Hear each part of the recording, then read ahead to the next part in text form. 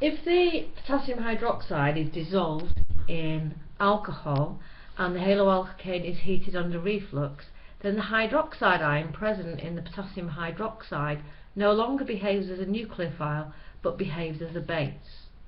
So overall the reaction is that the hydroxide ion will remove one of these weakly held protons to form a molecule of water. And because a small molecule has been lost, then we call it an elimination reaction. Let's look at the mechanism. Here's the haloalkane, and because of the presence of the slightly electronegative bromine atom, what happens is the adjacent hydrogens or protons, the electron density is pulled towards or attracted towards this electron deficient carbon, and this renders these adjacent hydrogens, that is the hydrogens on adjacent carbon atoms to the carbon containing the bromine, are less tightly held than before. So hydroxide ions, as I mentioned before, can behave as nucleophiles but change the medium and dissolve it in alcohol or ethanol, then it's a much less polar medium and the chance of a nucleophilic attack is reduced.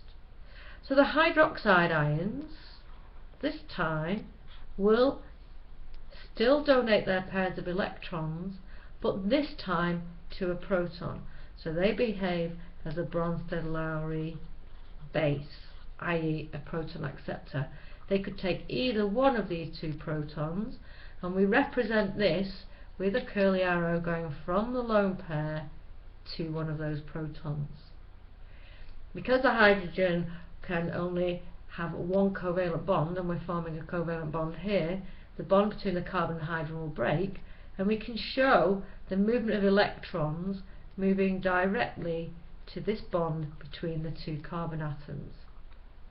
At the same time, the bromine atom will leave, so we show this with a double bond, with a bond breaking between the carbon and the bromine as the electron pair moves onto the bromine. Now the beauty of this pattern is the curly arrows all flow beautifully in the same direction. The movement of a pair of electrons onto the proton, this pair of electrons in this bond here moves to this bond, forming a double bond, and this bromine leaves. And therefore, if we remove this proton, we end up with a molecule of H2O. The bromine leaves and forms a bromide ion. Potassium ions are spectator ions in solution, and we end up with an alkene.